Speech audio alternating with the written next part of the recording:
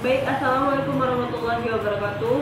Izin memperkenalkan diri, nama saya Imelda Riani, NPM 1811070030, kelas E, semester 4, jurusan PIAUD UIN Raden Lampung.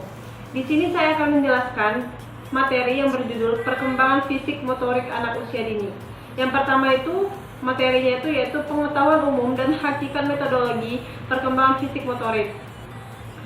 Perkembangan fisik motorik adalah masa berkembangnya motorik kasar dan halus.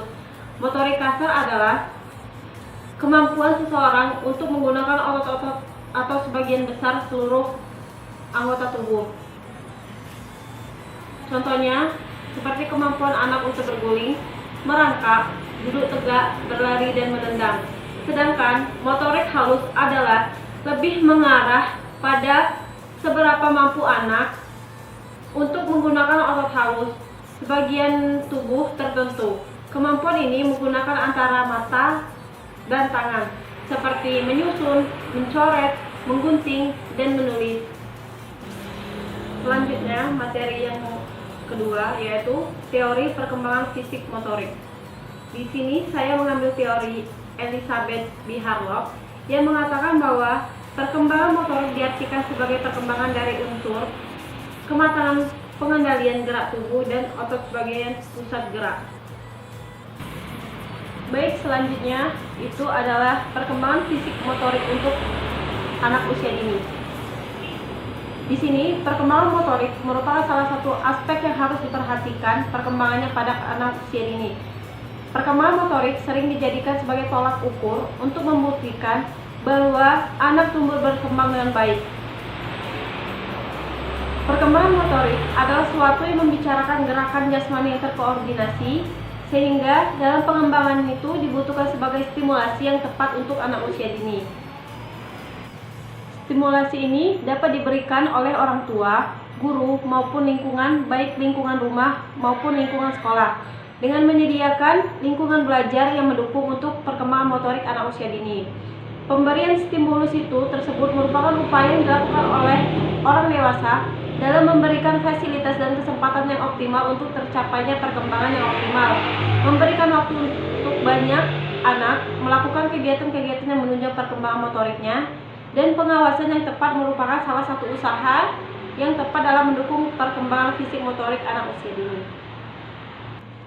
Dan yang selanjutnya ada tahap pertumbuhan dan perkembangan fisik motorik. Pertumbuhan fisik dan kekuatan akan bertambah dengan meningkatnya kecerdasan motorik kasar dan halusnya. Perkembangan motorik ini sangat penting karena berhubungan dengan pengendalian gerak tubuh yang terkoordinasi antara susunan saraf, otot, otak, spinal cord. Motorik kasar berhubungan dengan gerak otot besar yang menunjukkan kemampuan si kecil dalam berlari, melompat, duduk, lain dan sebagainya. Sedangkan di sini motorik halus berhubungan dengan gerak otot-otot kecil seperti jari jemari, tangan yang dapat dipelajari seperti memindahkan benda, mencoret-coret, dan menyusun balok. Materi selanjutnya adalah perkembangan fisik motorik melalui permainan kreatif. Guru memang memegang peranan penting dalam proses kreatif saat anak-anak bermain. Guru juga diharapkan mempunyai kepekaan yang tinggi untuk tidak membuat anak-anak mudah ngambek di tengah-tengah proses kreatif mereka.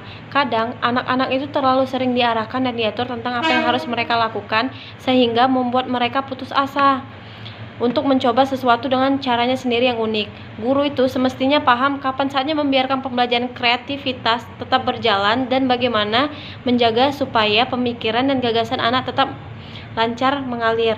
Nah, permainan kreatif akan membantu berbagai aspek perkembangan anak. Salah satunya adalah perkembangan fisik motorik anak. Permainan kreatif akan mendorong kebutuhan anak untuk secara aktif berinteraksi dan terlibat dengan lingkungan fisiknya. Selanjutnya, program pembentukan kesegaran jasmani. Nah, di sini program itu terbagi menjadi 3, yaitu kekuatan, kecepatan, dan kelincahan. Kalau kekuatan itu yaitu kemampuan otot untuk melakukan kontraksi guna membangkitkan ketegangan terhadap suatu tekanan. Sedangkan kalau latihan kecepatan yaitu kemampuan untuk melakukan gerakan-gerakan yang sejenis secara berturut-turut dalam waktu sesingkat-singkatnya, atau kemampuan untuk menempuh suatu jarak dalam waktu yang sangat cepat. Dan yang ketiga itu ada kelincahan, yaitu dimana kemampuan untuk mengubah arah dan posisi tubuh dengan cepat dan tepat pada waktu yang sedang bergerak tanpa kehilangan keseimbangan dan kesadaran akan posisi tubuhnya. Dan yang kedua itu ada peningkatan kelentukan dan keseimbangan. Di sini yaitu kelentukan adalah suatu bentuk latihan untuk memberikan kemungkinan kepada persendian agar bergerak seluas-luasnya dengan tujuan untuk menghilangkan atau mengurangi kekakuan pada tubuh, menambahkan elastisitas pada jaringan otot dan mengurangi ketegangan yang berlain pada otot.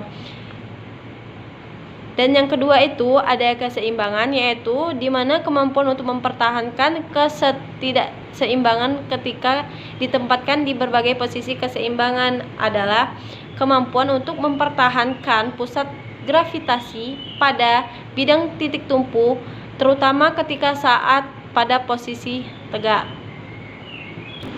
Selanjutnya di sini ada unsur-unsur kesegaran jasmani, yaitu adalah kemampuan seseorang dalam menjalankan segala jenis kegiatan fisik yang memerlukan kekuatan, daya tahan tubuh, fleksibilitas, atau kelenturan. Di sini ada 10 tahapan kesegaran jasmani, yaitu yang pertama ada kekuatan, yang kedua ada daya tahan, yang ketiga ada kecepatan, yang keempat ada kelincahan, yang kelima ada kelenturan, yang keenam ada reaksi, yang ketujuh ada keseimbangan, yang kedelapan ada kesinambungan, yang kesembilan koordinasi, dan 10 daya otot. Sekian penyampaian materi dari saya. Bila ada salah-salah kata saya minta maaf, dan kepada Allah saya minta ampun. Saya akhiri. Wassalamualaikum warahmatullahi wabarakatuh.